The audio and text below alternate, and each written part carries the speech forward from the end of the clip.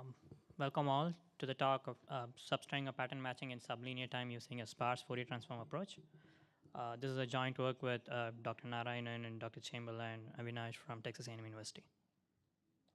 So I would like to start this with a question, which is who's winning the race, data versus computing. So as you can see here, the, the data is fastly growing compared to the computation power. So just a linear complexity in algorithms is too expensive nowadays. So we need algorithms with sublinear time complexity to bridge this gap. So the problem I'm going to discuss here is a pattern matching problem. The problem goes as follows. So you have a database X of length n and a query of length m. So and the signal model we consider here is where the database is an IID random variable from a binary alphabet. So there are two settings of this problem. The first setting is an exact matching setting, where given this query, you need to identify the locations in the database where the substring of the database exactly matches the query. And the second setting is an approximate matching setting, where the query is a noisy substring from the database. So in other words, the Hamming distance between the substring of the database and the query is at most k. So the model here we consider is a asymptotic model, where the parameters, the number of matches, the length of the query, and the parameter k scales with n sublinearly. We are interested in recovering the locations with high probability as the length of the database scales. So there are a lot of applications for this, but I'll be just touching upon two of them in the interest of time. One application is in metabolomics, where you given a genome read of sequence, you need to match it across a patient database and find a similar record. And the second application is in finding matching with an audio sequence, where you're given a clip, you want to identify an audio from which this is part of. These are some practical numbers, which I'll be showing simulation results for this. So the first one is a read of length 1,000 and 100,000. This is from Oxford Nanopore Technology. In the interest of time, I will not be going through all these things, but just giving a brief overview. In the exact matching setting, there is a lot of prior work done.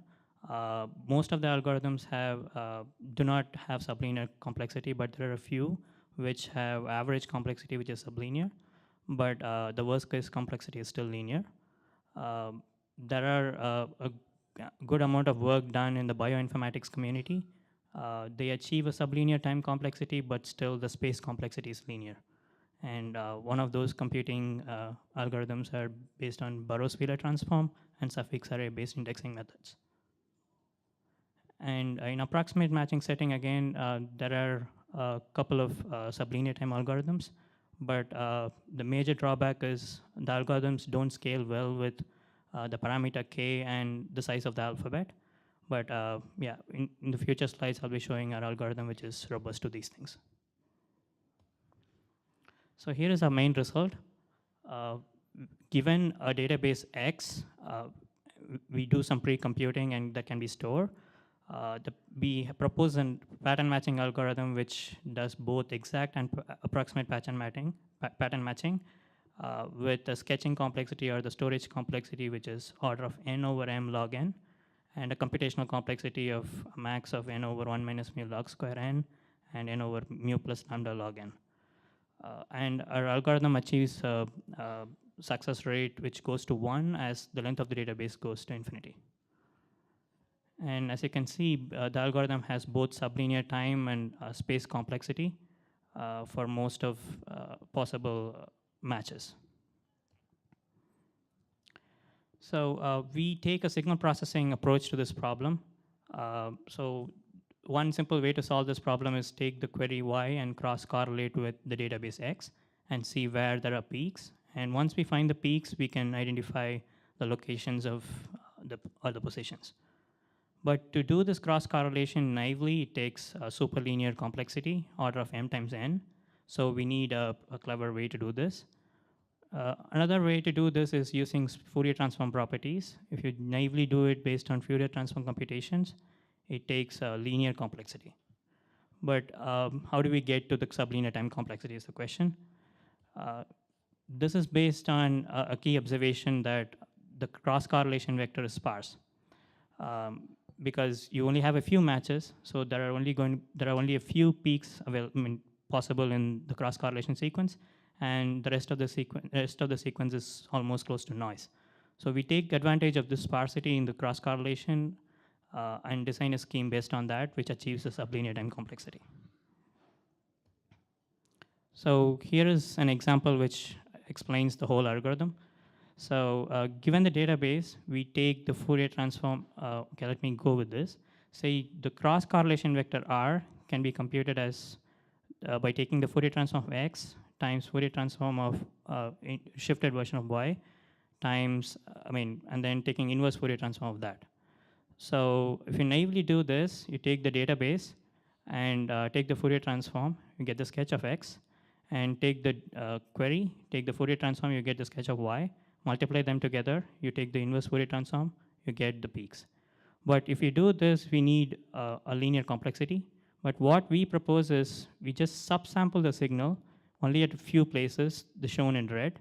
That is, we don't compute the Fourier transform at all the places, but take a few samples from it, but still recover the signal using an inverse Fourier transform technique, which does this because of this sparseness in this correlation.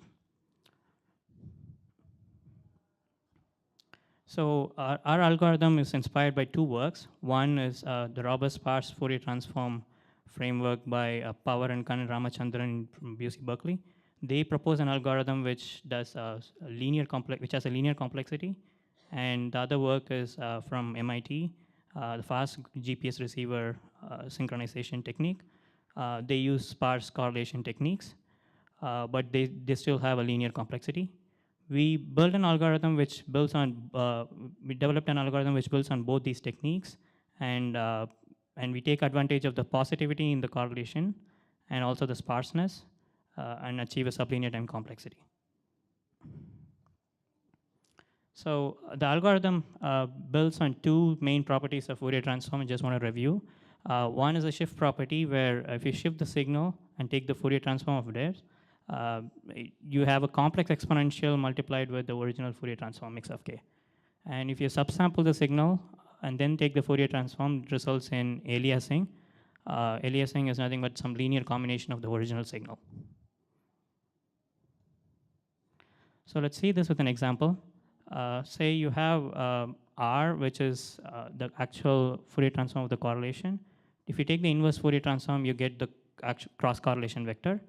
If you subsample the signal by a factor of 2, it gives you a smaller signal of length 3, and if you take the inverse Fourier transform of that, it is composed of 2 other coefficients from the original signal.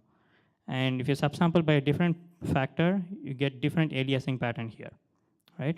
So given these aliasing patterns, we can construct a graph called a factor graph, which explains this aliasing phenomenon, where the right-hand side nodes are the observations, and the left-hand side nodes are the actual cross-correlation vector coefficients.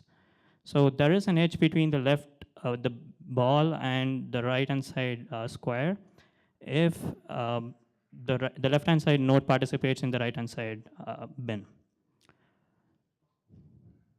And if you repeat this with a shifted version of the signal, we get different weighting factors in the aliasing coefficients. As you can see here, there are some shifted, the exponentials multiplied to this because of the shift property of Fourier transform. And again, the graph is similar to the graph before, but there is a different set of linear combinations of the same set of coefficients. So there are some different weighting factors induced here. So the overall idea here is there are only a few non-zero coefficients present in the left-hand side colored bins.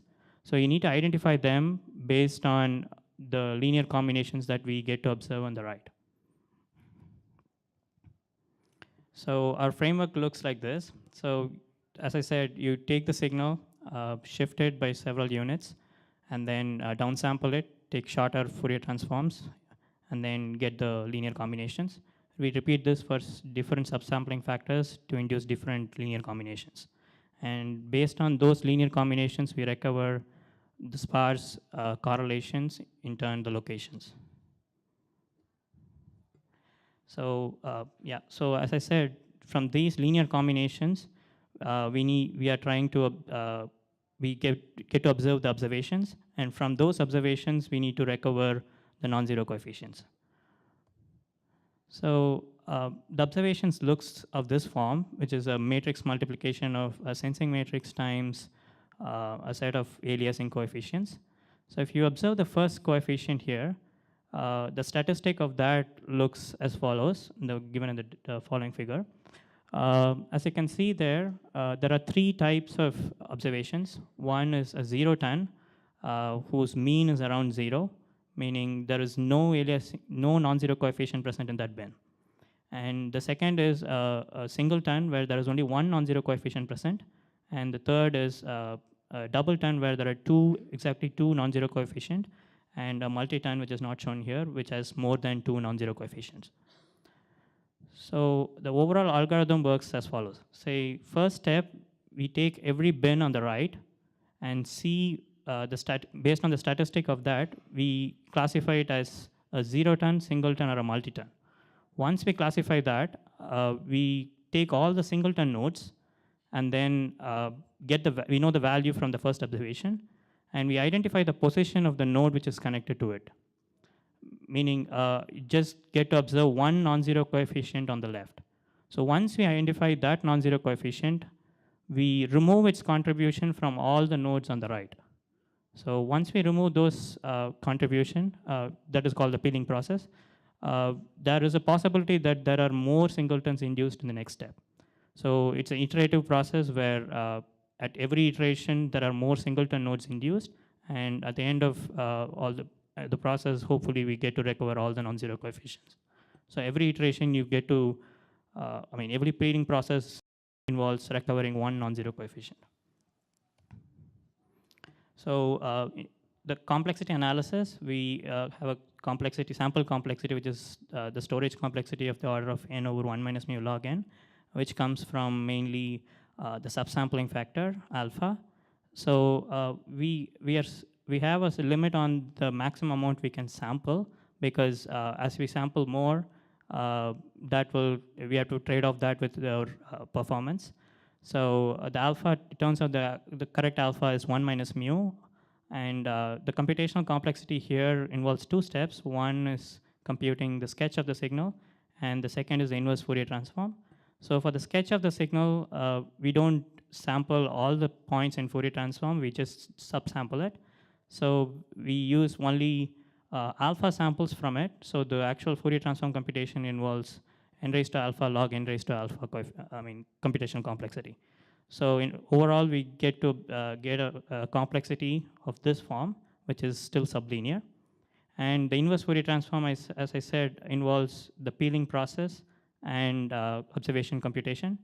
The observation computation takes the same almost similar complexity as sketching complexity, but the correlations here, this is coming from the position identification step, which is again sublinear. So overall, we have a sublinear time complexity, which is independent of the alphabet size as well.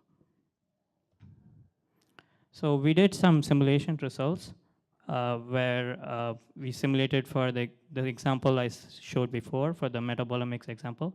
So we did two simulations. One is for m equals 10 to the 5, which is about 100,000 read length from the nanopore technology. And the database size was around 10 to the 12.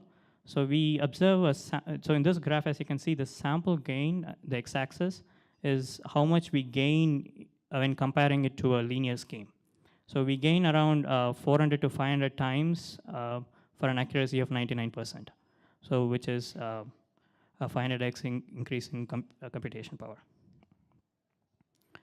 And for the second simulation, where m equals 1,000, the read of length 1,000, we get a sample gain of around 6 to 8 for 99% accuracy.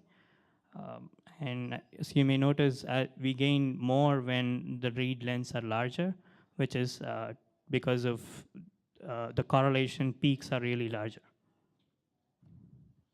So in conclusion, we showed a theoretical framework and simulation results for pattern matching, which achieves a sublinear time and space complexity. And our approach is a signal processing approach.